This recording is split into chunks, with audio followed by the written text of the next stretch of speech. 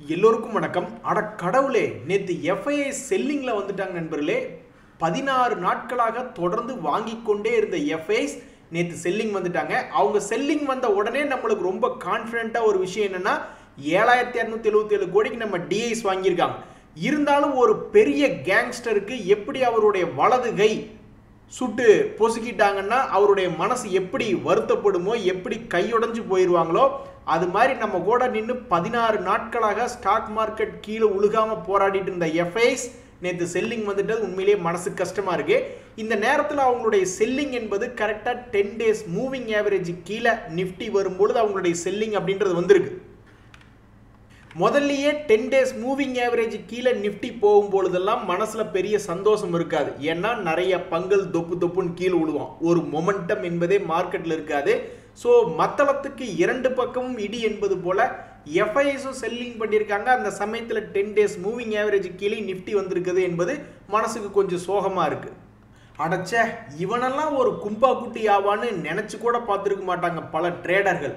மலை மாதிரி நம்பி இருந்தாங்க இந்த ஐடிசி அப்படின்ற பங்கு. ஏன்னா சமீபத்தில் பல முறை 2 days மூவிங் ஆவரேஜுக்கு மேலே இருக்கிறக்கே முயற்சி பண்ணான். அப்போ இவனும் ரிலையன்ஸும் சேர்ந்து மார்க்கெட்டையே நிஃப்டியே கொஞ்சம் ஏதாவது தூக்கி விடுவாங்களா அப்படின்ற மாதிரி மலை மாதிரி நிறைய பேர் நம்பிக்கிட்டு இருந்தாங்க. ஆனால் நேற்றைய வீழ்ச்சியின் போது இவன் என்ன பண்ணியிருக்கான்னா 2 days மூவிங் ஆவரேஜுக்கு கீழே தான் வந்து க்ளோஸ் ஆயிருக்கான்.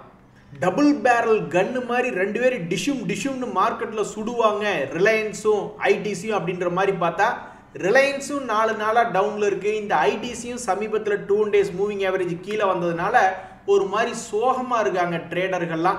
சீக்கிரம் இவனுங்கெல்லாம் திரும்பி தன்னுடைய பாதையை மேல் நோக்கி வரக்கூடிய பாதையை சீக்கிரம் தேர்ந்தெடுக்கணும் அப்படின்னு எல்லாரும் வேண்டிக்கிட்டு இருக்காங்க. நண்பர்களே, ஒரு நண்பர் கேட்டார் பாருங்க கேள்வி, அதுக்கப்புறம் தான் நம்மள பல பேர் டம்மி பீஸாக இருக்கும் அப்படின்றதே தெரிய வருது. ஒரு நண்பர் என்ன படிச்சுக்கிட்டு இருந்தாருனாக்கா, எனக்கு 50 வயசு ஆச்சு அப்படின்னா மாதம் எவ்வளோ பென்ஷன் கிடைக்கணும் ரிட்டையர்மெண்ட் ஆனதுக்கப்புறம் அப்படின்ற மாதிரி பேசிக்கிட்டு இருந்தார். 50 வயசு அப்படின்னு அவர் போட்ட உடனே ஏதோ வயசானவர் அப்படின்னு நினச்சிக்கிட்டு இருந்தேன்.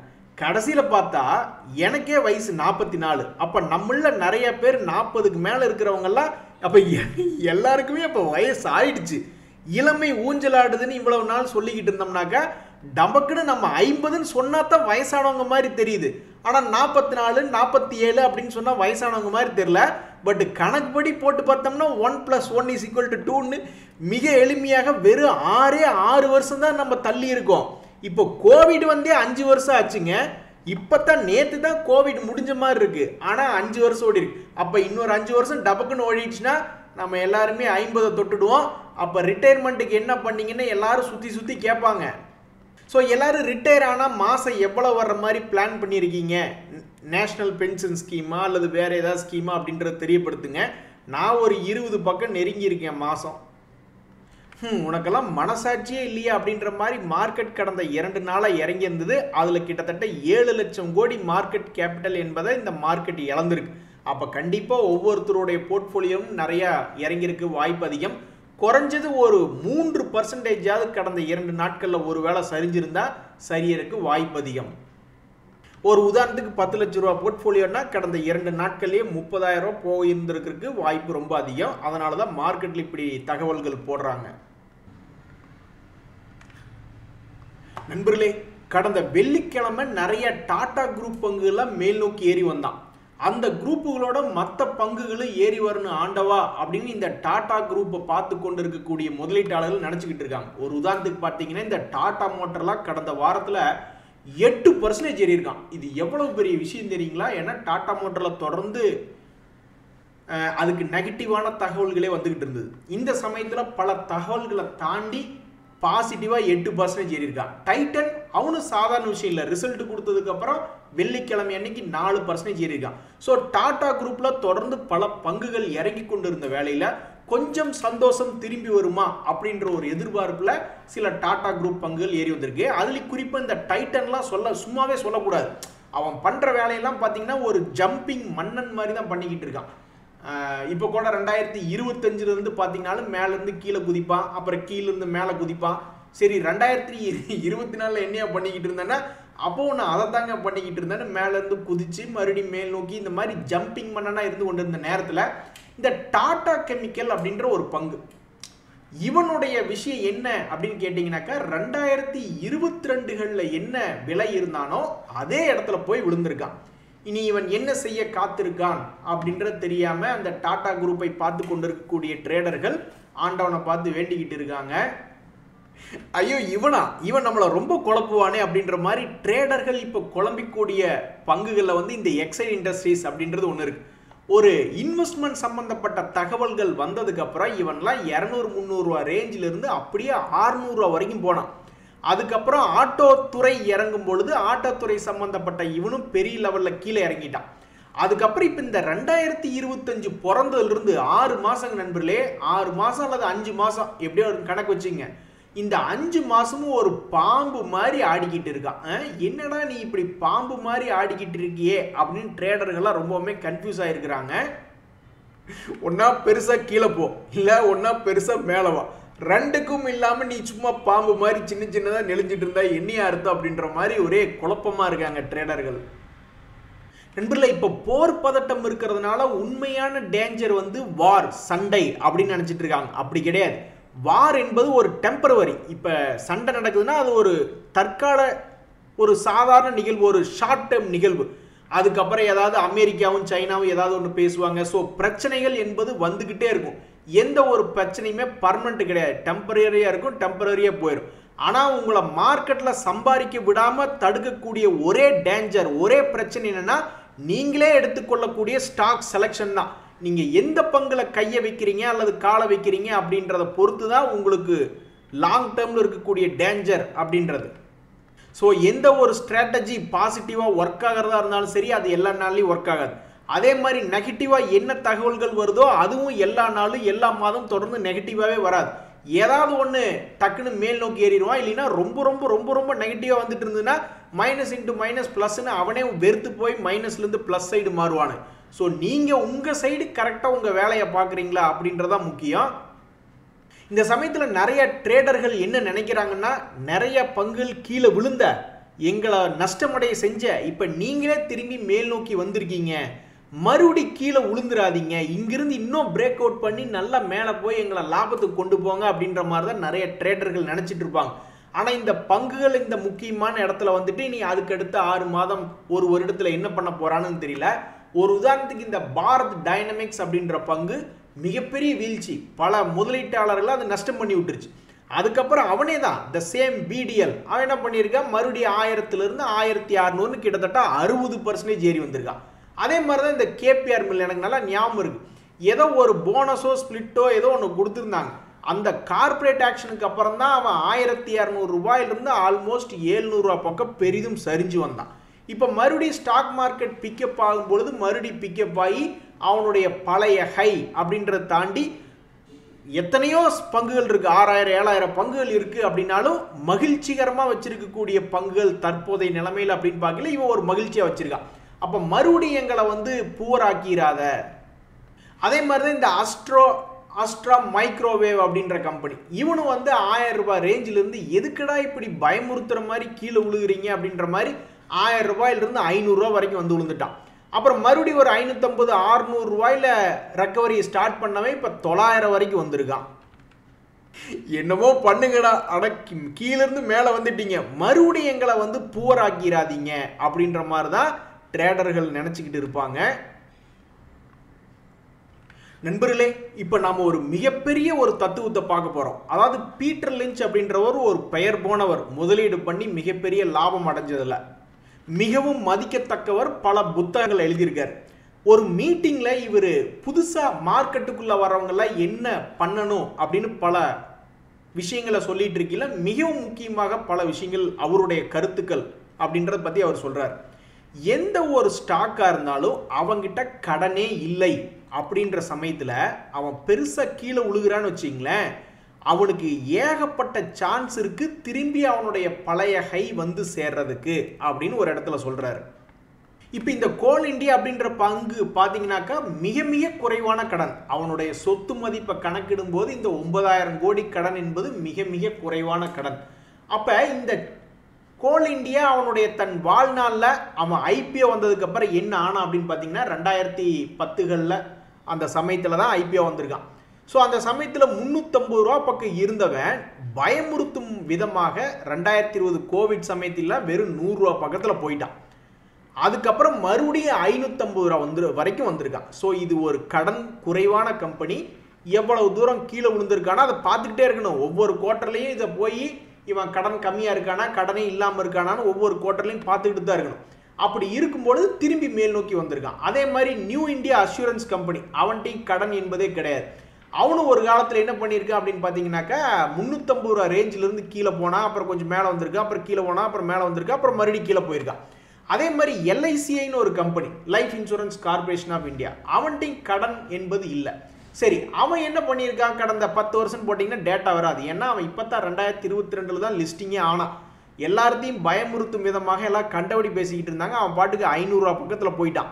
அப்புறம் அங்கிருந்து மறுபடியும் அவன் IPO பிரைஸையும் தாண்டி 1200 வரைக்கும் போயிட்டு இப்போ மறுபடியும் கீழ் நோக்கி இறங்கியிருக்கான்னு வச்சுக்கோங்களேன். ஸோ இவர் என்ன நினைக்கிறாருன்னா அது நடக்கணுன்ற அவசியம் இல்லை. பட் இவர் பார்த்த வரைக்கும் ஸ்டாக் மார்க்கெட்டில் இவர் பழம் தின்னு கொட்டை போட்டவர். அப்படி இவர் என்ன சொல்றாருனாக்கா, ஒரு கடன் இல்லாத கம்பெனி மேபி இறங்கினா திரும்பி அவனுடைய விலை வரக்கு வாய்ப்பு இருக்கு அப்படின்ற மாதிரி அவர் மனசுல இருக்கிறத சொல்றாரு. அதே மாதிரி இன்னொரு இடத்துல இன்னொன்று என்ன சொல்றாரு அப்படின்னு பார்த்தீங்கன்னாக்கா, இப்போ 100 ரூபாய்க்கு ஒரு பங்கு அப்படின்றதுல ஒருத்தர் என்டர் ஆயிருக்காரு. அது 50 ரூபாய்க்கு கீழே போயிருது. மறுபடியும் 100 ரூபா வர்ற வரைக்கும் நான் வச்சிருப்பேன் அப்படின்னு அவர் உட்காந்துக்கிட்டு இருக்கீல. இதில் ஏதாவது ஒரு புத்திசாலித்தனம் இருக்கா? 100 ரூபாய்க்கு வாங்கின பங்கு 50 ரூபாய்க்கு ட்ரேட் ஆகுது, மறுபடியும் 100 ரூபா வந்தால் தான் விற்பேன் அப்படின்னு உட்காந்துக்கிட்டு இருந்தாக்கா, அப்போ இந்த 50 ரூபாயில நீங்கள் என்ன மணி ஆட்டிக்கிட்டு இருப்பீங்களா அப்படின்ற மாதிரியாக ஒரு நகைச்சுவையாக அப்போ ஒரு கேள்வி கேட்குறாரு. அப்படின்னா அவர் என்ன சொல்ல வர்றார் அப்படின்னாக்கா, கீழே இறங்கின பங்கு மறுபடியும் மேல் நோக்கி வரும்பொழுது நீங்கள் வரும்னு நீங்கள் நினைக்கிறீங்கன்னா அப்போ இந்த இடத்துல உங்களுடைய ஆக்ஷன் தான் என்ன அப்படின்னு மறைமுகமாக கேட்குறாரு. அதே மாதிரி 5வது மேக்ஸ்லேயே சொல்லித்தராங்க 1+1=2 அப்படின்னு. இது பேசிக். நீ ஏதாவது என்ஜினியரிங் மேக்ஸ் படிக்கணுமா? அதெல்லாம் ஒன்றும் கிடையாது. கூட்டல் கழித்தல் டிவிஷன் பெருக்கல் தெரிஞ்சாவே போதும் அப்படின்ற மாதிரி எந்த ஒரு பங்கு உங்களால் புரிஞ்சுக்கிட்டா என்டர் பண்ணுங்க, இல்லைன்னா அமைதியாக கொந்துருங்க. அவனுடைய பேலன்ஸ் ஷீட் எடுத்து பார்த்து அவனுக்கு பணம் வருதா இல்லையா, அவனுக்கு சொத்து இருக்குதா இல்லை கடன் அதிகமாக இருக்கா, இதைய பார்க்க தெரிஞ்சாதான் அதை பற்றியே நம்ம அந்த பங்குல உள்ள போகிறத பற்றியே யோசிக்கணும் அப்படின்ற மாதிரி மிக மிக அருமையான முத்தான 3 தகவல்களை சொல்லியிருக்காரு. நண்பர்களே, இந்த சமயத்தில் தான் மிக முக்கியமான ஒரு தகவல். அதாவது நம்ம கவர்மெண்ட் அஃபீஷியல்ஸில் என்ன சொல்கிறாங்க அப்படின்னு பார்த்தீங்கன்னா, பார்டர் பக்கத்தில் வந்து வார் நடக்கிறதுனால நிறைய பேர் பயந்துட்டு ஸ்டாக்கிங் பண்ணுறாங்க, ஏகப்பட்ட பொருட்களை வாங்கி குவிக்கிறாங்க, ஏதாவது கிடைக்காம போயிடுமோ அப்படின்ட்டு. அப்படிலாம் கிடையாது. எப்போவுமே தங்கு தடை இல்லாமல் நம்மளுக்கு தேவையான பொருள் ஸ்டாக்கிங்கில் இருக்குது அப்படின்ற மாதிரி அஃபிஷியல் சொல்லிட்டு இருக்காங்க சென்ட்ரல்லேருந்து. இந்த சமயத்தில் வந்து இந்த யுனைடெட் ப்ரூவரிஸ் அப்படின்ற ஷேர் என்ன பண்ணியிருக்குன்னா 5வது முறையாக அவனுடைய பழைய ஹை அப்படின்றது வந்துருக்கு. இப்போ இந்த பங்குல என்ன ஒரு தகவல்னா, சாதகமாக இருக்கக்கூடிய பங்குகள் நிறைய மேலே ஏறிடுச்சு. கேபிஆர் மில்லாம் வந்து ஏதோ அவனுக்கு சாதகமான தகவல் வந்தது, மேலே ஏறிட்டான். இப்போ இந்த யுனைடெட் ப்ரூவரிஸ் போன்ற நிறைய ட்ரிங்கிங் ஸ்டாக்ஸ் அப்படின்றதெல்லாம் இருக்குன்னு வச்சிங்களேன். இப்போ இங்கிலாந்து கூட நம்மளுக்கு ஒரு ஃப்ரீ ட்ரேட் அக்ரிமெண்ட் அப்படின்னு ஆயிடுச்சுனாக்கா அங்கிருந்து வரக்கூடிய கெமிக்கலில் ஸ்காட்ச் விஸ்கி அது போன்ற ப்ராடக்ட்ஸ் இருக்குது, அது மலிவான விலையில் வரும். அப்போ அந்த சமயத்தில் இவங்கெல்லாம் எப்படி பிஹேவ் பண்ணுவாங்க அப்படின்றது புரியாமல் இருக்குது. எது எப்படியோ எனக்கு தெரிஞ்சு ஏயு ஸ்மால் ஃபினான்ஸ் பேங்க்னு ஒன்று இருக்குது, அதுக்கப்புறம் ஏஷியன் பாயிண்ட் ஒன்று இருந்தது, ஆனால் அவனுக்கு காம்படிஷன் வந்து அவனை கீழே இறக்கி விட்டாங்க. அந்த வகையில் இந்த யுனைடெட் ப்ரூவரிஸ் அப்படின்ற பங்கு எனக்கு தெரிஞ்சு சமீபத்தில் மிகப்பெரிய ஒரு வெட்டுக்கிளியாக இறங்கினா ஏறுறது ஏறினா இறங்குறது அப்படின்ற மாதிரி வேலையை பார்த்துக்கிட்டு இருந்த ஒரு பங்கு இப்போ சமீபத்தில் கிட்டத்தட்ட 5வது முறையாக இந்த மாதிரி அவனுடைய பழைய ஹை கிட்ட வந்து காமிச்சிருக்கான்னா இது ஒரு மிகப்பெரிய ஒரு சந்தோஷத்தை தற்போது வரைக்கும் கொடுத்துருக்கான். இனிமேல் என்ன அப்படின்றது பொறுத்து இருந்து தான் பார்க்கணும். நண்பர்களே, இப்போ தான் இந்த சமயத்தில் தான் நீங்கள் ஒன்று முக்கியமாக கவனித்து பார்த்தீங்கன்னா, ஸ்டாக் மார்க்கெட்டில் எது அதிகமாக ஜெயிக்கக்கூடியதுன்னா ஏறிட்டே இருக்கிறதும் கிடையாது, இறங்கிட்டே இருக்கிறதும் கிடையாது. இந்த மாதிரி சைட்வேஸ் இறங்கினா ஏறுறது ஏறினா இறங்குறது அப்படின்ற மாதிரி சைட்வேஸ் பேட்டர்னில் இருக்கக்கூடிய ஸ்மார்ட் மணி கான்செப்டில் இருக்கக்கூடிய ஆளுகளினுடைய பேட்டர்ன் தான் அடிக்கடி மார்க்கெட்டில் ஜெயிக்குது. ஆனால் என்னென்னா அதுக்கு தகுந்த மாதிரி பங்குகளை சூஸ் பண்ணணும். ஒரு உதாரணத்துக்கு இந்த இந்திரபிரஸ்தா கேஸ் அப்படின்றது ஸ்மார்ட் மணி கான்செப்ட்லாம் நல்லா ஜாலியாக எங்களுடைய டார்லிங் இவன் தான் அப்படின்ற மாதிரி சொல்லிக்கிட்டு இருப்பாங்க. ஏன்னா அவன் இறங்கினா ஏறினா ஏறினா இறங்கிடுறான், அப்புறம் ஏறுறான், அப்புறம் மறுபடியும் இறங்குறான். இப்படி இவன் வேலையே இந்த மாதிரி தான் இருக்குன்னு வச்சுக்கிங்களேன். இது லாங் டைமில் இப்படி தான் இருக்குது, ஷார்ட் டைம்லையும் இருக்குது. அதான் ஸ்டாக் செலெக்ஷன் என்பதுதான் முக்கியம். அது தப்பாக பண்ணாக்கா அப்புறம் கும்பா தான். அவங்கவுங்க ஸ்ட்ராட்டஜிக்கு தகுந்த மாதிரி ஸ்டாக் செலெக்ஷன் அப்படின்றது இருக்குது. இப்போ 2025 கூட இறங்கி ஏறி என்னையா நீ பண்ணுற அப்படின்ற மாதிரி கேள்வி கேட்பாங்க. இந்த பிரமல் என்டர்பிரைசஸும் சமீபத்தில் என்ன பண்ணியிருக்கான் அப்படின்னு பார்த்தீங்கன்னாக்கா 2022 சமயங்கள்ல இருந்தே இந்த மாதிரி வேலையை பண்ணிக்கிட்டு இருக்கான். ஸோ ஸ்டாக் மார்க்கெட்டை பொறுத்த வரைக்கும் எந்த பேட்டர்ன் அதிகமாக வின் பண்ணுது அப்படின்னா இந்த மாதிரி சைட்வேஸ் பேட்டர்ன் தான். அதுக்குண்டான பங்கா பார்க்கணும். ஏதாவது கும்பா குட்டி கீழே இறங்கிட்டு இருக்கிற கும்பா குட்டின்னா அது எங்கே போய் எந்த அதில் ஸ்மார்ட்னஸே இல்லை. அதே மாதிரி ஒரு growth ஸ்டாக்ஸில் அவன் ஏறிட்டே போகிறான். அதெல்லாம் பஸ்ஸை மிஸ் பண்ணால் அப்புறம் நடந்து தான் போகணும் அப்படின்ற மாதிரியான ஆட்கள்.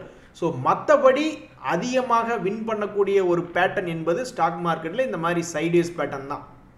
ரொம்ப கொடுமடா சாமி, என் வாழ்க்கை பார்த்தீங்களா எப்படி போகுது, பள்ளம் மேடு மேடு பள்ளம் பள்ளம் மேடுன்ற மாதிரி இந்த லாரஸ் லேப் ஷேர் வச்சுருக்காங்களாம் புலம்பிக்கிட்டு இருப்பாங்க. இந்த பங்கு இதே மாதிரி இதுக்கு முன்னாடி ஒரு இடம் உச்சத்திலிருந்து மிகப்பெரிய அளவில் கிராஷ் ஆகி மறுபடியும் மேல் நோக்கி போயிருக்கான். அது எப்படி போயிருக்கான்னு பாருங்க. உண்மையிலே இந்த ஷேரை வச்சிருக்கிறவங்க மனசு வந்து மிகப்பெரிய ஒரு போராட்டமாக தான் இருந்திருக்கும். ஏறான் இறங்குறான் ஏறான் இறங்குறான் ஏறான் இறங்குறான். அட அப்பா டேய் சாமி நீதானே ஒரிஜினல் வெட்டுக்கிளி அப்படின்ற மாதிரி இருக்கு. பட் பரவாயில்ல, இவனாவது திணறி திணறி பழையபடி மேல் நோக்கி ஹையை வந்து பல பேர்த்த காப்பாற்றி விட்டுருக்கான். இன்னும் பல பங்குகள் இந்த மாதிரி திணறி அவன் முயற்சியே பண்ணாத மாதிரி நீட்டி படுத்து கிடக்கிறானுங்க கீழே. நண்பர்களே, இந்த சமயத்தில் நம்ம இந்திய மக்களுடைய சுற்றுலா விருப்பமெல்லாம் கடல் தாண்டி போய்கிட்டு இருக்கு. இதுக்கு ஒரு எவிடன்ஸ் என்ன அப்படின்னு பார்த்தோம்னாக்கா, வியட்நாம் ஏர்லைன்ஸ் எல்லாம் நம்ம ஹைதராபாத்லேருந்து டைரெக்டாகவே இப்போல்லாம் இருக்குன்னு பாருங்களேன் ஆரம்பிச்சிருக்காங்க.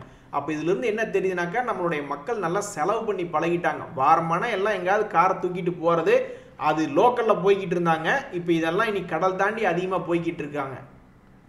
ஸோ இந்த சமயத்தில் தான் நம்ம வீட்டம்மா சொல்கிறத கேட்கணும். நம்ம அப்படியே இன்ப சுற்றுலா போயிருந்தா கூட நம்மளுக்கு ஒரு மகிழ்ச்சி, ஒரு எக்ஸ்பீரியன்ஸ் காலம் பூரா பேசிகிட்டு இருக்கலாம். நாங்கள் 2025 1995 நாங்கள் வியட்நாம் போனோம், சைனா போனோம்னு சொல்லிட்டு இருக்கலாம். ஸோ ஸ்டாக் மார்க்கெட் போன்ற பல்வேறு இடங்களில் பல பேர் ரிஸ்க் எடுக்கக்கூடிய இந்த நேரத்தில் இந்த மாதிரி வீட்டம்மாக்கள்லாம் சொல்கிற பேச்சை கேட்டு அப்பப்போ டூர் போகிறது உடம்புக்கு நல்லது. நண்பர்களே, இப்போ தான் நம்ம ஒரு மிக முக்கியமான கட்டத்துக்கு வந்திருக்கோம். எஃப்ஐஎஸ் வந்து விற்கிறாங்களா இல்லையா அப்படின்னு போன வாரமே உன்னிப்பாக பல பேர் பார்த்துக்கிட்டு இருந்தாங்க. ஏன்னா அப்போ 2 அனலிஸ்ட்டுக்கு இந்தியாவை பற்றி அவங்களுடைய க்ரோத் ரேட்டை பற்றி ஒரு மாதிரி சொல்லியிருந்தாங்க. சுமார் அப்படின்ற மாதிரி ரகத்தில் தான் 2 அனலிஸ்ட்டுக்கு சொல்லியிருந்தாங்க.